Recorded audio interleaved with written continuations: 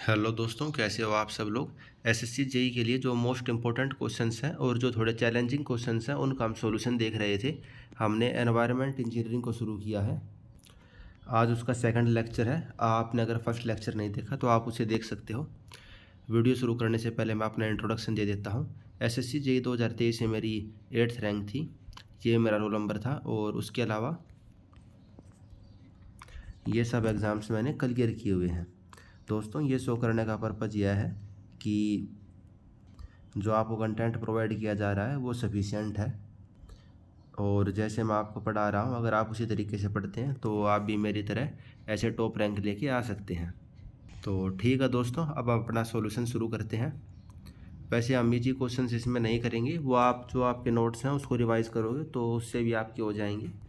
जहाँ जो थोड़े कन्फ्यूजिंग क्वेश्चन हैं उन्हीं को हम देख रहे हैं।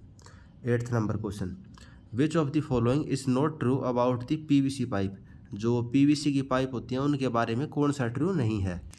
पीवीसी यानी कि पॉलीविनाइल क्लोराइड। जो आपके घरों में प्लास्टिक टाइप की पाइप होती हैं, एक तो स्टील की पाइप होती हैं और एक ये वाली होती हैं प्लास्टिक टाइप की पाइप। तो प्लास्टिक पाइप के बारे में कौन सी स्टेटमेंट सही नहीं है। First option, they have good insulating property, hence the temperature of the water passing through this pipe is not affected by the outside temperature. तो ये इन्होंने सही बात लिखी हुई है। हमें कॉमन सेंस से भी हमें पता है कि जो प्लास्टिक की पाइपें होती हैं वे इंसुलेटिंग प्रॉपर्टीज़ होती हैं और जो बाहर का तापमान है वो उनको इफेक्ट ज़्यादा नहीं करेगा।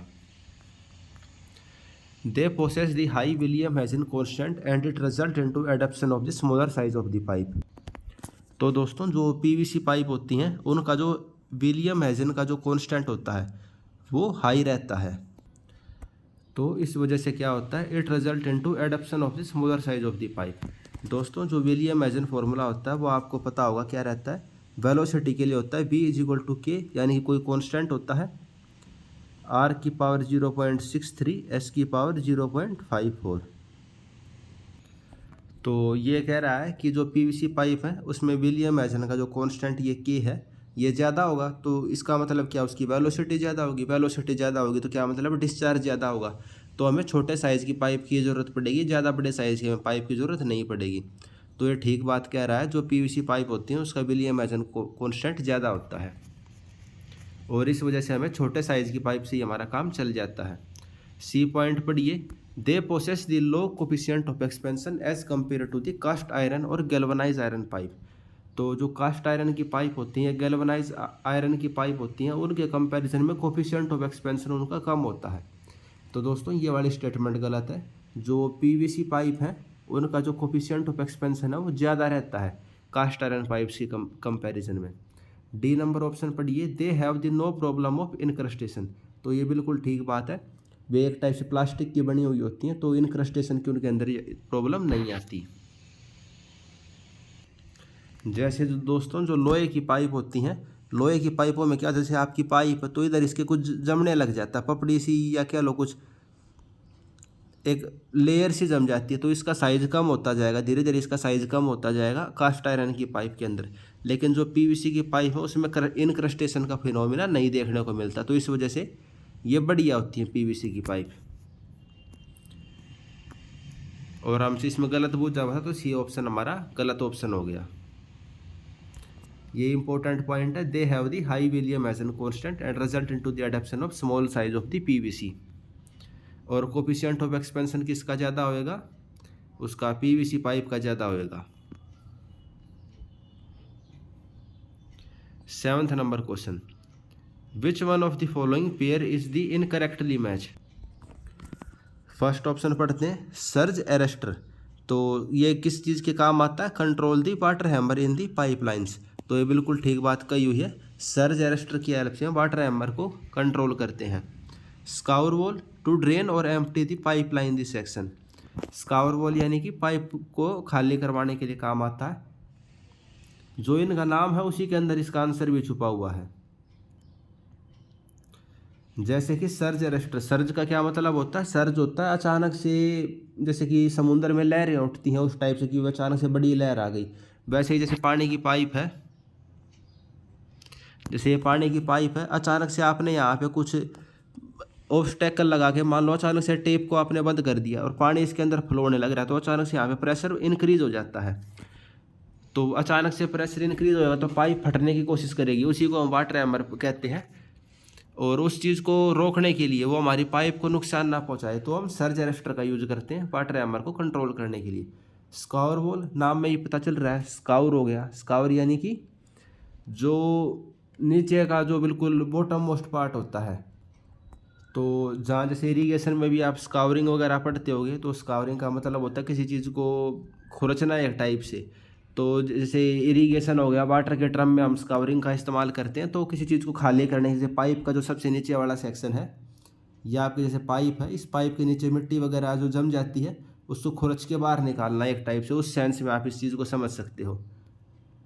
तो ये भी बिल्कुल ठीक बात थी। Check valve, to check the water flow in pipes in all direction, तो ये वाली लाइन गलत हो गई। चेक वॉल का क्या काम होता है, केवल एक डायरेक्शन में पानी को फ्लो करवाना, तो ये इन्होंने गलत लिखा हुआ, सी स्टेटमेंट हमारी गलत हो गई। Air valve, to release the accumulated air in the pipelines, तो ये बिल्कुल ठीक बात है। एयर वॉल क्या करती है, जो पाइप के अंदर हवा इकट्ठी होती है उसको बाहर निकालने के लिए काम आती है। चेक वॉल्व या रिफ्लक्स वॉल्व या नॉन रिटर्निंग वॉल्व, ये तीनों एक ही चीज़ होती हैं।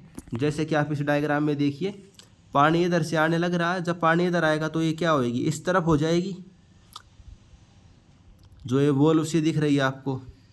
लेकिन जब पानी इस तरफ आने की कोशिश करेगा तो ये वॉल्व ऐसे अट जाएगी यहाँ पे, तो पानी को इधर नहीं जाने देगी। तो केवल ये एक ही डायरेक्शन के अंदर पानी को फ्लो करवा रही है, चेक कर रही है। चेक यानी कि केवल एक डायरेक्शन में ये पानी जाए, उस चीज़ को चेक करके रखती है ये। नॉन रिटर्निंग यानी कि पानी यहाँ से वापस नहीं आ सकता इस डायरेक्शन में। तो ये इसके 2-3 नाम होते हैं, आपको ये पता होना चाहिए।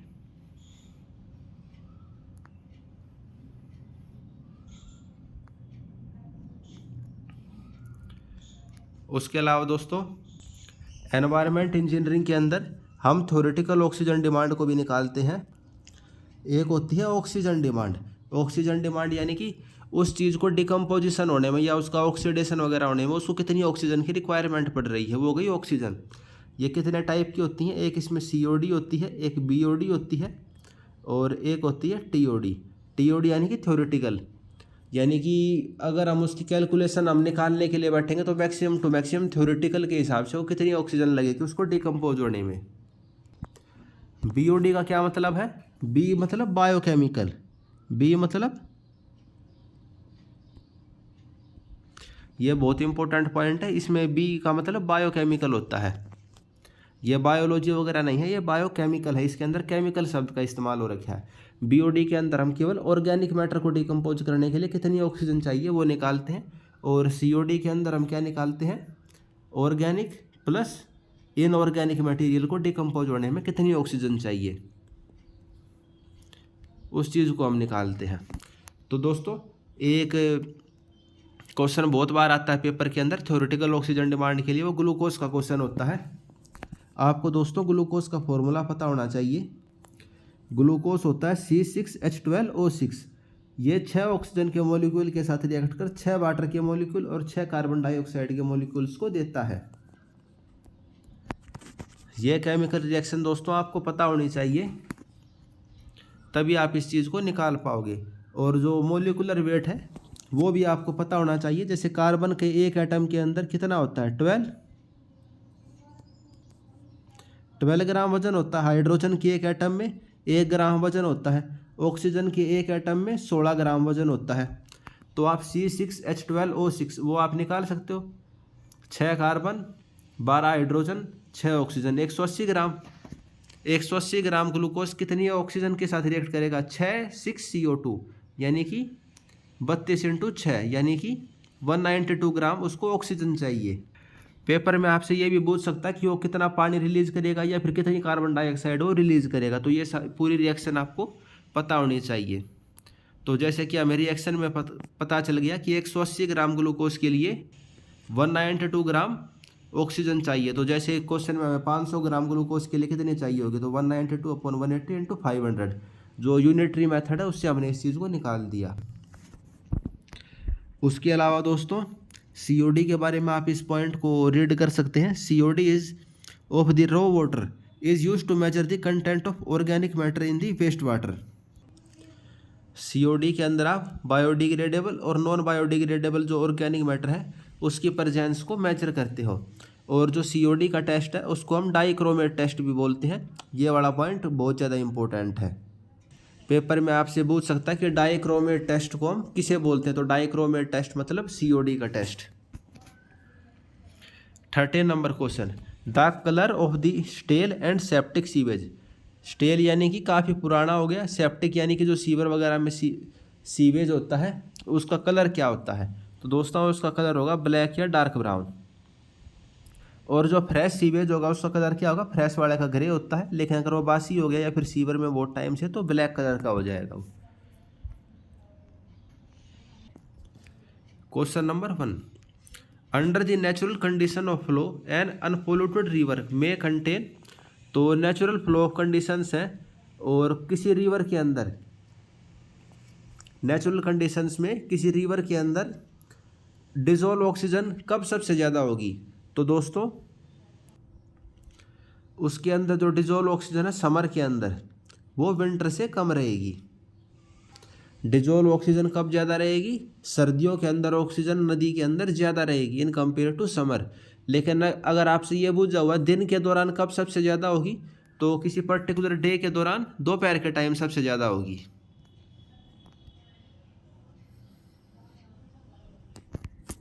सीजन के हिसाब से पूछें तो कब ज़्यादा होगी, विंटर यानी कि सर्दी के अंदर सबसे ज़्यादा डिजोल्व ऑक्सीजन।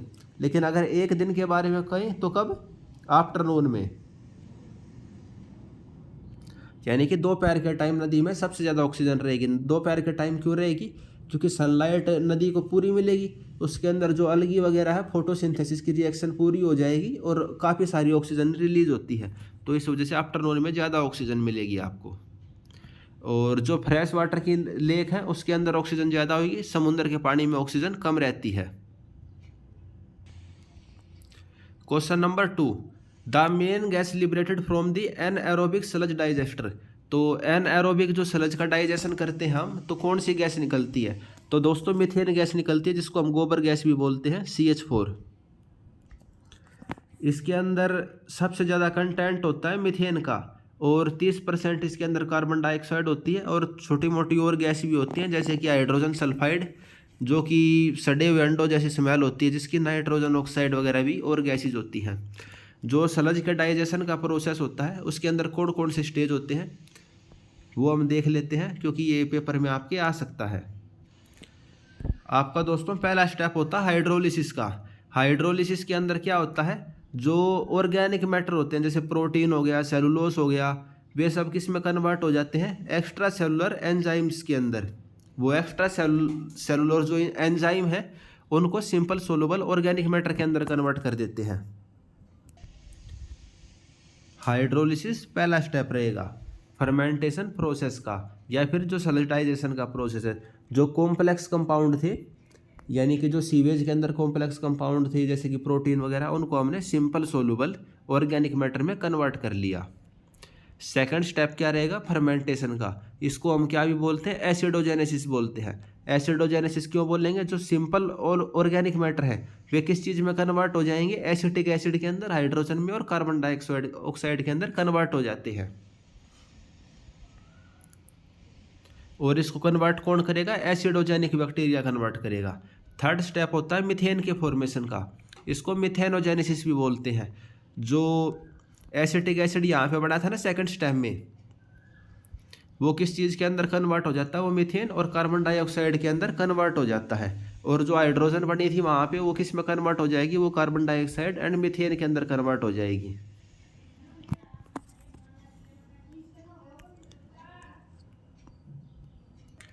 तो दोस्तों ये तीनों स्टेप आपके लिए ज़रूरी हैं याद करने। पहला हाइड्रोलिसिस, दूसरा फर्मेंटेशन और तीसरा मीथेन फॉर्मेशन का। हाइड्रोलिसिस के अंदर क्या हुआ, जो कॉम्प्लेक्स सब्सटेंस है उनको सिंपल सोलुबल यानी कि लिक्विड टाइप से आपने कन्वर्ट कर दिया, उनको पानी की तरह कन्वर्ट कर दिया। सेकंड में क्या होगा, उसको एसिटिक एसिड में कन्वर्ट कर दिया। थर्ड में वो एसिटिक एसिड आपका मीथेन के अंदर कन्वर्ट हो गया। तो ये चीज़ें पेपर में पूछी जाती हैं। Next question, anaerobic treatment is best suited for. तो दोस्तों एनएरोबिक यानी कि ऑक्सीजन की अब्सेंस में जो होती है वो किसके लिए बेस्ट सूटेबल होती है? तो वो होती है स्ट्रॉन्ग ऑर्गेनिक वेस्टेज के लिए। स्ट्रॉन्ग ऑर्गेनिक वेस्ट का मतलब जिसके अंदर ऑर्गेनिक मैटर का कंटेंट ज़्यादा है। जो ऑर्गेनिक स्लज होता है वो हमारे एनवायरनमेंट के लिए खतरनाक होता है और उसको हमें तुरंत ट्रीट करना हमारा बहुत ज़रूरी है। ऑर्गेनिक स्लज क्या हो गया? ऑर्गेनिक स्लज यानी कि गोबर टाइप का, आप समझ सकते हो। इनऑर्गेनिक क्या हो गया? पत्थर हो गया, मिट्टी हो गई, वो चीज़ें। तो पत्थर हो गई, मिट्टी हो गई, उसको आप कहीं भी फेंक सकते हो, लेकिन गोबर को आप कहीं फेंक सकते हो? नहीं फेंक सकते, क्योंकि उससे बदबू आएगी, मक्खियाँ आएंगी, तो वो बहुत खतरनाक होता है।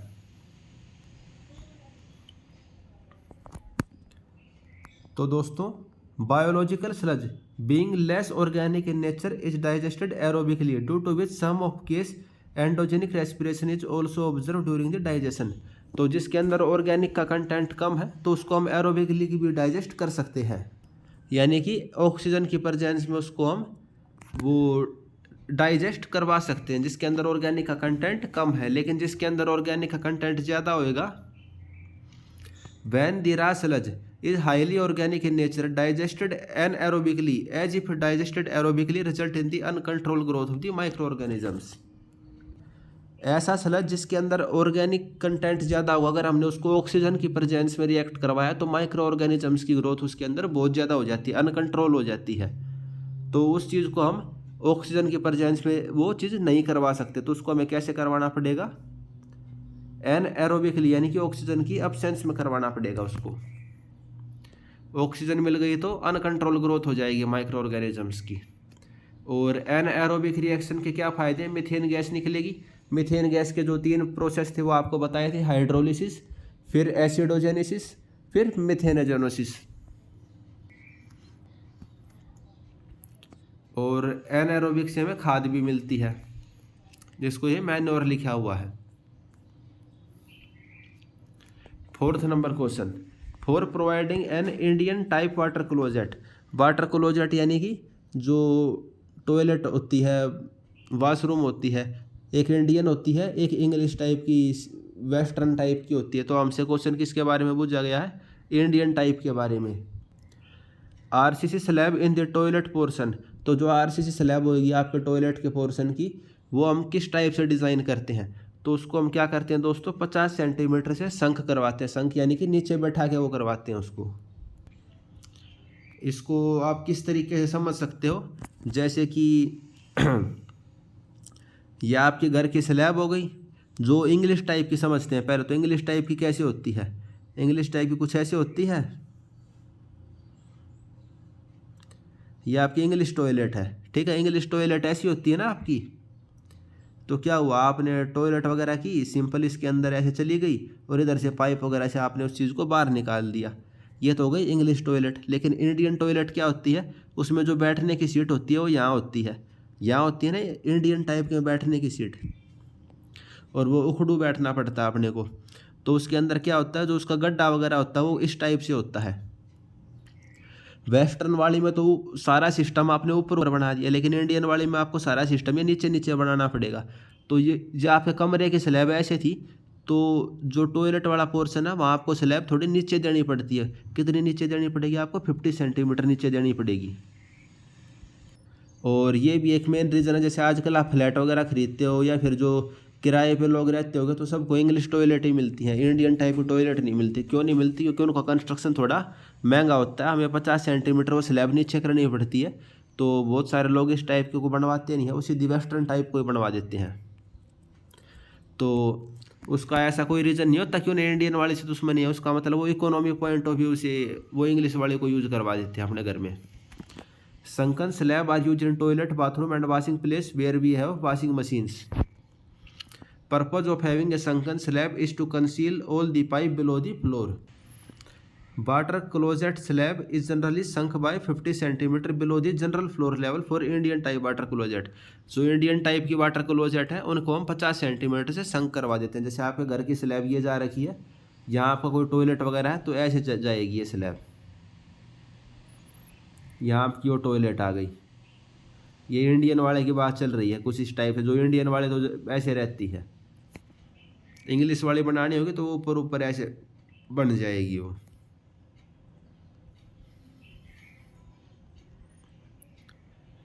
Sixth number question, the minimum dia of an opening of a manhole should be. तो जो एक मैन होल होता है, सीवर का जो ढक्कन होता है, उसका जो डाया होता है, मिनिमम डाया कितना होना चाहिए? मिनिमम डाया उसका 50 सेंटीमीटर होना चाहिए। मैन होल तो आपने देखे भी होंगे, जो सीवर के ऊपर गोल गोल सा ढक्कन रहता है उसको हम मैन होल बोलते हैं। मतलब उस ढक्कन के बाद जो अंदर जाने की जगह होती है। 10 number question, anti siphonic pipe is connected to. दोस्तों जो एंटी साइफोनिस पाइप होती है वो पी ट्रैप वाटर क्लोजेट होता है उसके ऊपर रहती है। ये क्या होती है और ये पी ट्रैप वाटर क्लोजेट के ऊपर क्यों होती है, उसका हम एक्सप्लेनेशन देख लेते हैं। दोस्तों ये डायग्राम से आप समझने की कोशिश करना। साइफन तो आपको पता होगा ना क्या होता है। जैसे कि इस बाल्टी में पानी भरा हुआ है, ठीक है, पूरी बाल्टी पानी की भरी हुई है, ये दूसरी बाल्टी खाली है।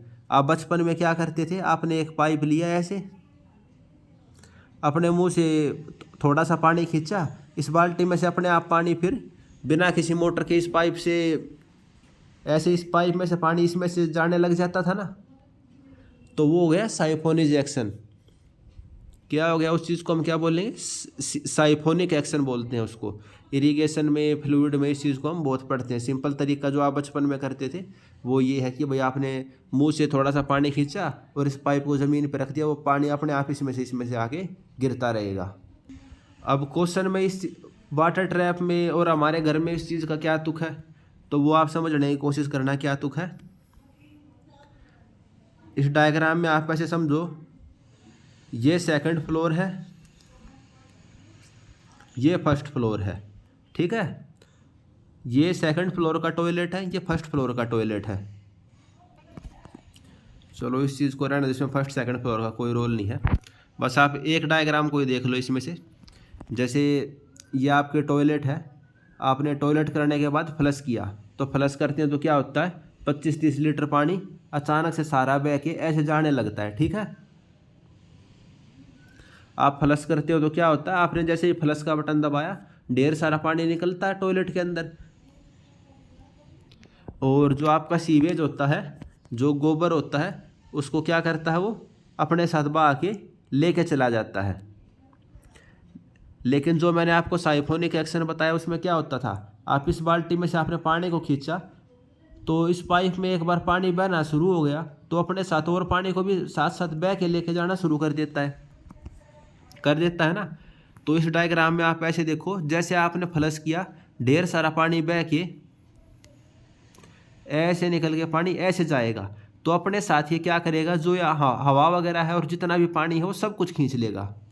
एक बार साइफोनिक एक्शन शुरू हो गया, वो सारे के सारे पानी को खींच लेगा, जो हवा वगैरह है उसको खींच लेगा, ऊपर का जो पानी है उसको भी खींच लेगा, एक प्रेशर सा बनाएगा वो। तो उस चीज़ को प्रिवेंट करने के लिए हम एक वेंट पाइप को प्रोवाइड करते हैं। वेंट पाइप कौन सी है, जो ये दो मोटी मोटी पाइप दिख रही है ना, ये साइड में छोटे वाली पाइप है, ये हमारी वेंट पाइप है। इस वेंट पाइप का क्या फ़ायदा है, इसका फ़ायदा ये है, यहाँ से जब आपने फ्लश किया, तो यहाँ से सारा का सारा पानी खींचने के बजाय जो ये छोटे वाले पाइप है, आपने हवा का वो बना दिया, इसके अंदर एयर का सिस्टम प्रोवाइड कर दिया।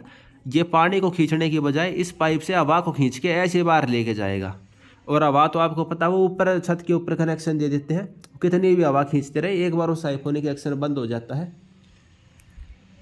तो क्वेश्चन में हमसे वही चीज़ बुझी हुई थी कि इसको हम क्यों प्रोवाइड करते हैं, वो मैंने आपको एक्सप्लेन करते हैं। और कहाँ पे प्रोवाइड करते हैं, जो आपको वाटर ट्रैप है, वाटर ट्रैप इसको बोलते हैं, जो इस टाइप का कुछ सिस्टम होता है, इस में आपको दिख रहा है ये वाला सिस्टम। तो इसके ऊपर आप इसको प्रोवाइड कर रहे हैं, इसके ऊपर प्रोवाइड कर रहे हैं इसको आप। कहाँ पे, top of the P trap water closet. Explanation आप देख सकते हो, top of the P trap water closet provide करते हैं। When water is suddenly discharged from a sanitary fixture A on the upper floor, it move down rapidly through the soil. जैसे ही आपने flush दबाया, flush का button दबाया, तो बहुत speed के साथ पानी बहने लग जाएगा विद दी सोयल पाइप। जो सोयल पाइप यानी कि जो गोबर वाली पाइप होती है, सीवेज वाली पाइप होती है, and in its movement it may suck some air from the lateral pipe connecting the soil pipe with the fixture be at the lower floor. तो इस प्रोसेस में क्या करेगा, अपने साथ हवा और जो बाकी और पानी वगैरह उस सारी चीज़ों को अपने साथ खींचना शुरू कर देगा, क्योंकि साइफोनिक एक्शन बन जाता है। The suck air cause the siphonic action, जैसे आप मुंह से पानी को खींचते थे ना, जो मैंने आपको बाल्टी वाला एग्जांपल बताया, वो वाला सिस्टम यहाँ पे शुरू हो जाएगा। The suck air cause the siphonic action resulting in the flow of water from the trap of the fixture to the soil pipe and thus breaking the water seal. जो water की seal है वो seal टूट जाएगी। To overcome the difficulty a separate pipe of the small dia is attach to the trap which connect the trap with the vent pipe. तो इस difficulty को overcome करने के लिए हम एक सेपरेट पाइप, जिसका डाया बहुत छोटा होता है, उसको साथ में हम प्रोवाइड करते हैं। इस पाइप को हम क्या बोलते हैं, एंटी साइफोनिस पाइप बोलते हैं। ये पाइप क्या करती है, हवा की सप्लाई को बनाए रखती है, और जो सील होती है वाटर की उसको टूटने नहीं देती। वाटर की सील क्या होती है, जैसे इस वाले डायग्राम में देखिए, ये आपकी वाटर सील है, इसको हम वाटर सील बोलते हैं। जैसे आपके टॉयलेट में आपको हमेशा पानी दिखाई देता रहता है ना, उसी को हम वाटर सील बोलते हैं। वो जो गंदी बदबू वगैरह होती है बाहर से, उसको आपके बाथरूम के अंदर आने नहीं देता। कितने टाइप के ट्रैप होते हैं, P trap, Q trap and S trap, जो इनकी शेप होती है उसके हिसाब से। जैसे कि ये पी शेप हो गई, पी ट्रैप, ये क्यू की शेप हो गई, क्यू ट्रैप, और ये एस टाइप की शेप हो गई तो एस ट्रैप। ये 3 टाइप के ट्रैप होते हैं। और वाटर सील जैसे कि आपको अपने बाथरूम्स के अंदर दिखती है, और कहीं तो आपको दिखती नहीं, लेकिन जो आपका बाथरूम होता है वहाँ आपको दिखती है, तो वो इस टाइप की वाटर सील होती है, P type, Q type and S type. जहाँ जो गंदी हवा, बदबूदार हवा है, वो यहाँ पर नहीं आ पाएगी। क्यों नहीं आ पाएगी, क्योंकि पानी है बीच में, वो हवा कैसे आएगी यहाँ से यहाँ पे, तो इसलिए आपको बाथरूम्स वगैरह के अंदर बदबू नहीं आ पाती, इसलिए हम इसको यूज करते हैं। 19 number question, dia of the domestic pipe laid at the gradient of 1/100 is recommended to be 150 mm। जो डोमेस्टिक पाइप होती है, अगर हमने 1/100 के स्लोप के ऊपर उसको हम बिछाने लग रहे हैं, तो कितना डाया होना चाहिए उसका, 150 mm। अलग अलग ग्रेडियंट के ऊपर क्या क्या साइज होना चाहिए वो आप याद कर सकते हो। अगर 100 mm का डाया है, वो 1/60 का स्लोप है तो 100 mm डाया। अगर 1/100 का स्लोप है तो 150 का डाया। 1/120 का स्लोप है तो 225 का डाया। इसको आप ऐसे समझिए, अगर कोई पाइप ऐसे है तो उसको 225 का डाया, अगर कोई पाइप ऐसे है तो उसको कितने का डाया, 100 mm के डाया में ही उसका काम चल जाएगा, इतने से डाया में ही। लेकिन इसको इतना बड़ा डाया लेना पड़ेगा ताकि इजीली फ्लो हो सके। तो ये आपको याद रखनी है। 100 के लिए 1/60, 150 के लिए 1/100 एंड 225 1/120। ये वेलोसिटी याद करने की ज़रूरत नहीं है। As per IS 1742, normally a sewer shall be designed for discharging dash time its dry weather flow। तो सीवर को हम कितने टाइम ड्राई वेदर फ्लो के लिए डिज़ाइन करते हैं, हम 3 टाइम ड्राई वेदर फ्लो के लिए उसको डिज़ाइन करते हैं। Flowing half full with a minimum self cleaning velocity. Minimum self cleaning velocity हम सीवर की कितनी लेते हैं, 0.75 मीटर पर सेकेंड। जो डिज़ाइन करते हैं सीवर का हम किसके लिए करते हैं, 3 टाइम ड्राई वेदर फ्लो के लिए। और सेल्फ क्लीनिंग वेलोसिटी जो हाफ फ्लो के ऊपर होती है वो कितनी होती है, 0.75 मीटर पर सेकेंड।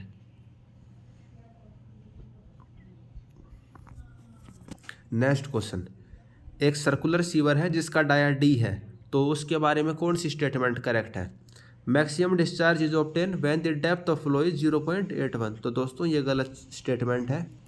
मैक्सिमम डिस्चार्ज कब आएगा, मैक्सिमम डिस्चार्ज आएगा जब डेप्थ ऑफ फ्लो किसके बराबर होएगी, 0.95 डी। जो क्या होता है maximum discharge. Maximum velocity is obtain when depth of flow is 0.81 D.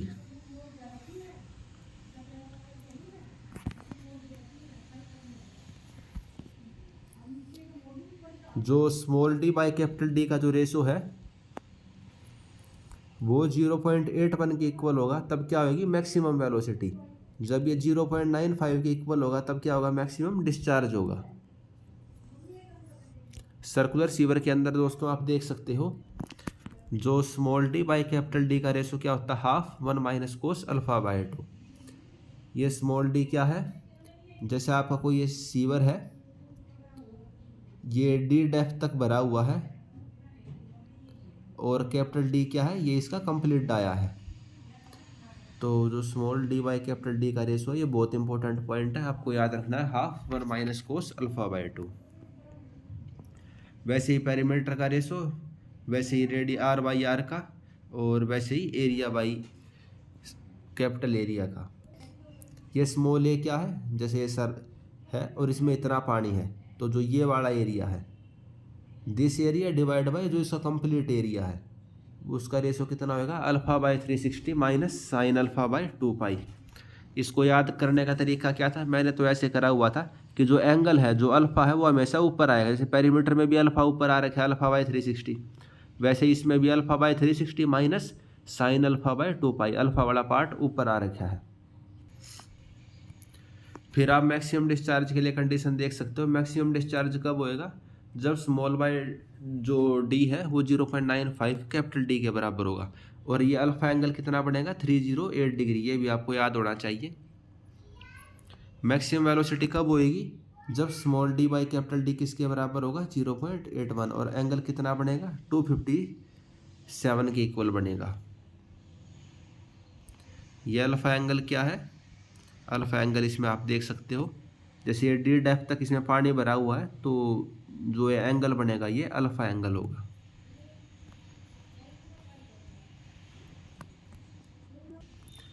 Next question, sewage treatment units are normally designed for. तो दोस्तों सीवेज ट्रीटमेंट जो यूनिट होती हैं उनको आप नॉर्मली 15 से 20 साल के लिए डिज़ाइन करते हैं, 15 to 20 ईयर्स। जो अलग अलग यूनिट होती हैं उनको हम कितने साल के लिए डिज़ाइन कर सकते हैं वो आप देख सकते हो। जो लेटरल सीवर होते हैं, यानी कि जो घर वगैरह के आसपास जो सीवर होते हैं उनको फुल डेवलपमेंट, यानी कि जितने मैक्सिमम टू मैक्सिमम वे चल सकते हैं 50 साल 100 साल, उस टाइम तक हम उसको डिज़ाइन करके चलेंगे। जो ब्रांचेस मेन एंड जो ट्रंक सीवर हैं उनको हम कितने टाइम के लिए डिज़ाइन करते हैं, उनको हम 40 से 50 साल के लिए डिज़ाइन करते हैं, क्योंकि उनका डिज़ाइन जो मेन सीवर हो गए उनका डिज़ाइन बहुत मुश्किल होता है, तो 40 से 50 साल। जो ट्रीटमेंट यूनिट होती हैं वो 15 से 20 साल। पंपिंग प्लांट होते हैं ये जल्दी ख़राब हो जाते हैं, लेकिन डिज़ाइन पीरियड उनका कितना होता है 5 से 10 साल।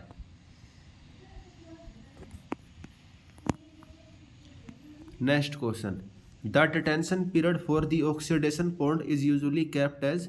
तो दोस्तों जो ऑक्सीडेशन पॉन्ड होता है उसका डिटेंशन पीरियड हम कितना रखते हैं, उसका हम 10 से 15 दिन उसका डिटेंशन पीरियड रखते हैं। ऑक्सीडेशन पॉन्ड क्या होते हैं, these are the open flow through the earthen basin, such pond provide the comparatively long detention period during which the waste get stabilize by the action of the natural force.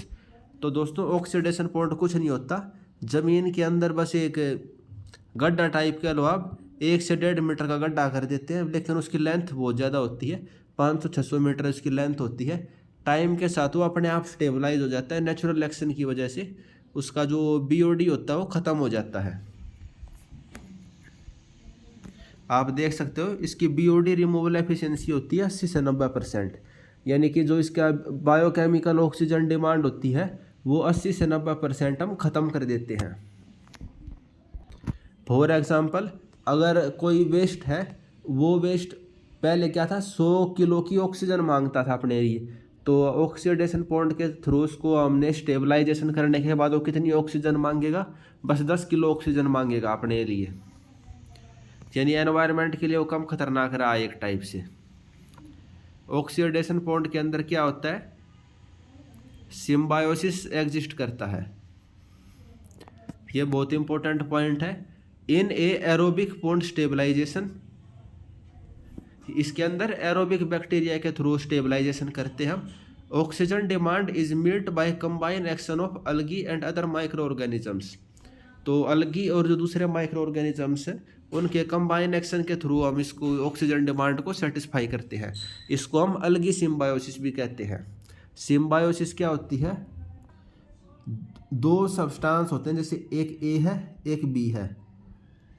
ए ने इसको वही थोड़ा बहुत खाना provide कर दिया, B ने इसको फिर दूसरे टाइप के न्यूट्रिशंस वगैरह प्रोवाइड कर दिए, जैसे ए ने इसको चॉकलेट दे दी, बी ने इसको रोटी वगैरह दे दी, इस टाइप की चीज़ें। मतलब वैसे समझो सिम्बायोसिस ऐसी होती है, दो प्राणी एक दूसरे के ऊपर निर्भर होते हैं। तो ऑक्सीडेशन पॉइंट के अंदर हमें सिम्बायोसिस रिलेशनशिप देखने को मिलती है, किसके बीच में? अलगी के बीच में और जो एनएरोबिक बैक्टीरिया होता है उसके बीच में। ये जो इसके अलग अलग पैरामीटर हैं वो आपको याद होने चाहिए, जैसे इसकी डेप्थ 1 से 1.5 मीटर, डिटेंशन टाइम 15 से 30 दिन, लेंथ बाय ब्रेथ करे सो हम नॉर्मली 3 लेते हैं, और लेंथ इसकी 750 मीटर से ज़्यादा नहीं होनी चाहिए। जो बैक्टीरिया है उसको वो 99.9% बैक्टीरिया को रिमूव कर देता है, और बायोकेमिकल ऑक्सीजन डिमांड उसकी कितनी रिड्यूस कर देता है? 80 से 90% तक वो रिमूव कर देता है। Next question, connecting pipe in for a septic tank should not be less than. तो दोस्तों सेप्टिक टैंक का जो कनेक्टिंग पाइप होता है उसका जो डाया होता है कितने से कम नहीं होना चाहिए? वो 50 mm से कम नहीं होना चाहिए। 50 mm यानी कि 5 centimetre. 10 number question, minimum width of A septic tank is taken है। जो सेप्टिक टैंक की मिनिमम विड्थ हम कितनी लेते हैं? 75 सेंटीमीटर लेते हैं। सेप्टिक टैंक के जो डिज़ाइन पैरामीटर है वो आपको पता होने चाहिए। मेंस के अंदर जैसे पहले आपको डिज़ाइन करना पड़ता था, वो डिज़ाइन तो नहीं आएगा, लेकिन जैसे ऑक्सीडेशन पॉइंट के सभी पैरामीटर हो गए, सेप्टिक टैंक के सभी पैरामीटर हो गए, वे आपको पता होने चाहिए। सीवेज का फ्लो कितना होता है सेप्टिक टैंक में? 40 से 70 litre per capita per day. तो ये तो आप बेसिक एक अपना घर का भी एग्जाम्पल ले सकते हो कि भाई जो सेप्टिक टैंक है उसके अंदर आप कितना, ये टॉयलेट हो गया और जो सीवेज वगैरह है वो आप कितना फ्लो होता है? तो 40 से 70 लीटर पर कैपिटा पर डे होता है। If sludge is also allowed in the septic tank, flow is taken as 90 to 150 litre per capita. तो इसको तो रहने दो, आप याद करना, आप ये याद रखो, flow is 40 to 70 litre per capita. Rate of accumulation of sludge 30 litre per capita per year. उसके अंदर सलज कितना इकट्ठा होगा? 30 लीटर इकट्ठा होगा पर ईयर के अंदर। सीवेज तो हो गया, जैसे आपने पोटी करी उसके अंदर, तो ये हो गया आपका सीवेज। और सलज क्या होता है? ये पोटी के अंदर क्या होता है? पानी होता है, वो लिक्विड होती है, ऑर्गेनिक कंटेंट होता है। लेकिन जब सीवेज के अंदर उसको डाइजेशन हो जाता है उसका, तो क्या बचता है? ये बहुत कम बचता है। ये जो इसके अंदर केवल सॉलिड वाला पार्टिकल था वो बचेगा, और वो कितना बैठता है? वो 30 litre per capita per year के करीब बैठता है। वो ज़्यादातर तो उसके अंदर पानी वगैरह और बाकी चीज़ें ही होती हैं। डिटेंशन टाइम 12 से 36 आवर होता है। लेंथ बाय विड्थ करे सो आप देख सकते हो। तो डिटेंशन टाइम आपको याद रखना है, ये चीज़ तो याद करने की अब ज़रूरत नहीं है, ये याद रखना है। मिनिमम कैपेसिटी हम 1000 लीटर लेते हैं। क्लीनिंग इंटरवल 6 महीने से लेके 1 साल का। फ्री बोर्ड 0.3 मीटर का। उसके अलावा दोस्तों आप ये पायरोलिसिस का प्रोसेस देख सकते हो। क्या होता है पायरोलिसिस? क्या होता है? अब्सेंस ऑफ ऑक्सीजन में, इन दी अब्सेंस ऑफ ऑक्सीजन, ऑक्सीजन की अब्सेंस में किसी भी जो वेस्ट सब्सटेंस है उसको हम हीट करते हैं, गर्म करते हैं। तो क्या होता है? Most organic compound can be converted into gas, liquid and solid fraction through a combination of thermal cracking and condensation reaction in the absence of oxygen. This process is known as the pyrolysis. जैसे दोस्तों क्या होता है? लकड़ियाँ हैं, आपने लकड़ियाँ ली, उनके अंदर आपने आग लगा दी, ऑक्सीजन की प्रेजेंस में क्या होगी? आग लगेगी, सारी लकड़ियाँ राख बन जाएंगी, ठीक है।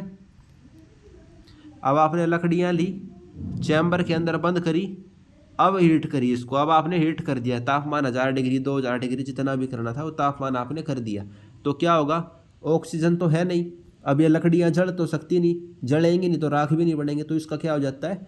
डिस्ट्रक्टिव डिस्टिलेशन हो जाता है। इसी प्रोसेस को हम पायरोलिसिस कहते हैं। ये लकड़ियाँ पिघलकर पानी बन जाएंगी, लिक्विड बन जाएंगी, कुछ ये तारकोल बन सकती हैं या कोई लिक्विड बन सकती हैं, जो भी इसकी प्रॉपर्टी होगी, जो भी हम मेथड यूज़ कर रहे हैं उस हिसाब से होगा। तो पायरोलिसिस का ये प्रोसेस होता है, इसको हम डिस्ट्रक्टिव डिस्टिलेशन भी बोलते हैं। और इस प्रोसेस से हमें क्या मिलता है? गैस मिल सकती हैं जैसे कि hydrogen, methane, carbon monoxide, CO2। भाई किस टाइप का सॉलिड वेस्ट है उस हिसाब से। कुछ लिक्विड पोर्शन मिल सकता है, कोई तार मिल सकता है, ऑयल मिल सकता है किसी टाइप का, जिस टाइप का भी हमारा केमिकल था या जो भी हमारा प्रोसेस था उस हिसाब से। सॉलिड फ्रैक्शन में कन्वर्ट हो सकता है, चारकोल टाइप का वो कुछ बन सकता है। उसके अलावा दोस्तों एक दूसरा मेथड भी होता है जिसको हम इनसिनरेशन के नाम से भी जानते हैं।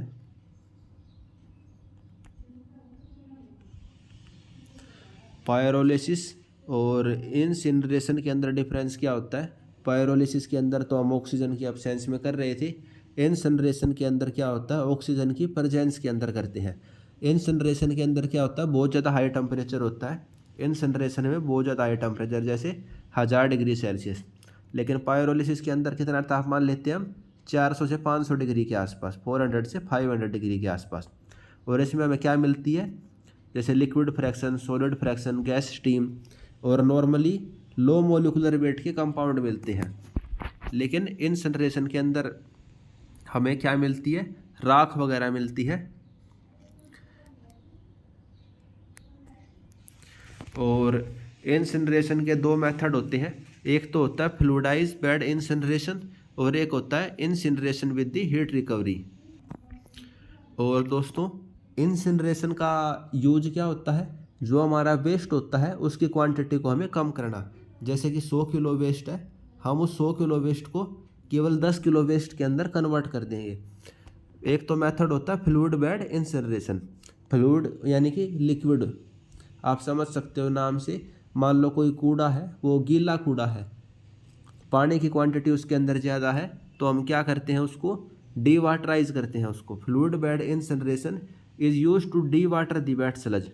ऐसा स्लज जिसके अंदर पानी की क्वांटिटी ज़्यादा है, उसको हम गर्म करेंगे ऑक्सीजन की प्रेजेंस में, तो पानी तो भाप बन के उड़ जाएगा। तो मान लो पहले वो 100 किलो वेस्ट था, तो अब कितना हो गया? 10 किलो वेस्ट हो गया। तो उसको हम क्या बोलेंगे? Fluid bed incineration.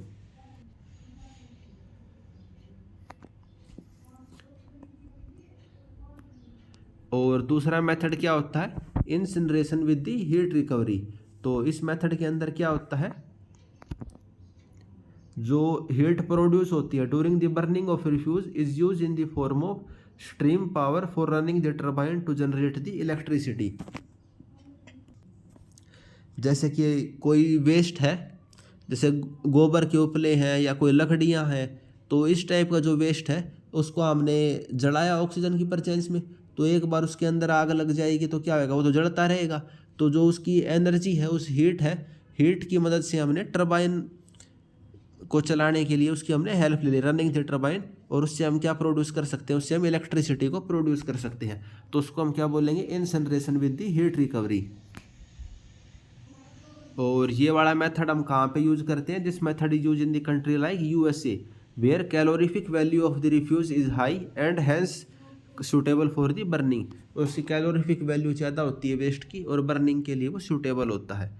तो ये वाला method incineration with heat recovery USA जैसे देशों में हम इसको यूज कर सकते हैं।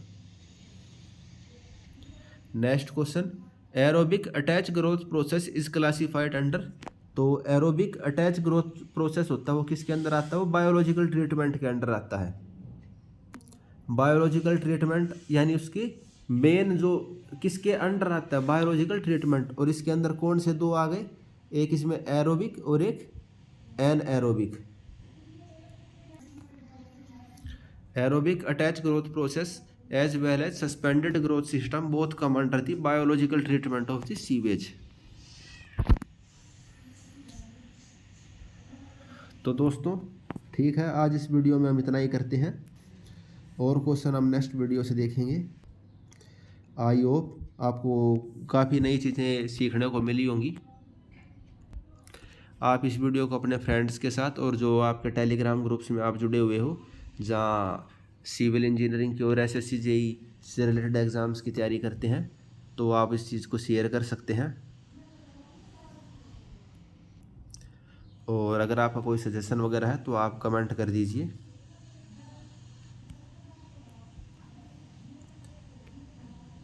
Thank you friends.